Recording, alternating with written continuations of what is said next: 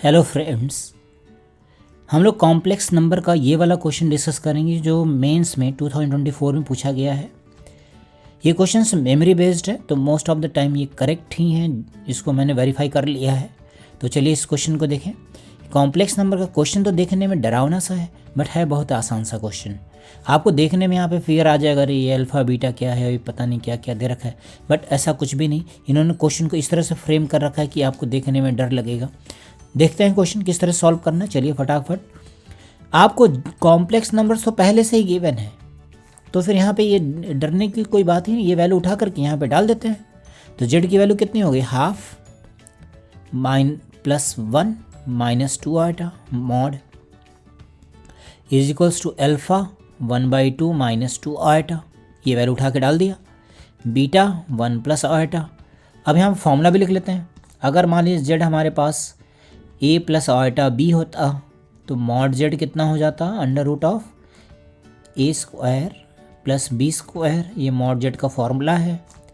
इस फार्मूले को यहाँ पे अप्लाई कर दिया तो हो जाएगा 3/2 तो हो जाएगा √ऑफ 9/4 + 4 इज इक्वल्स टू, यहाँ पे रियल पार्ट इक्वल कर लीजिए α/2 + बीटा। ये एक पास हो गया। आटा का टर्म दूसरे पास कर लेते हैं तो हो जाएगा बीटा -2 अल्फ़ा। इसकी वैल्यू कितनी हो गई, इसका एलसीएम लिखेंगे तो हो जाएगा 25/4 मतलब 5/2। तो बस ये रियल पार्ट है, ये इमेजिनरी पार्ट है।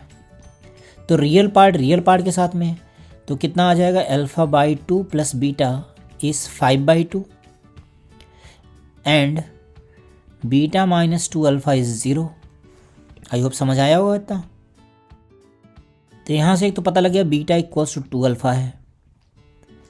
देन यहाँ से अल्फ़ा की वैल्यू कितनी पता लग गई, 2 बीटा += 5।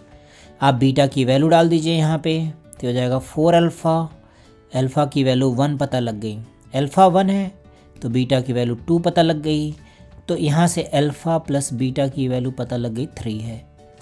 आपने देखा ना, ये क्वेश्चन जो है बहुत ही आसान सा था, देखने में बस डरावना था, है ना।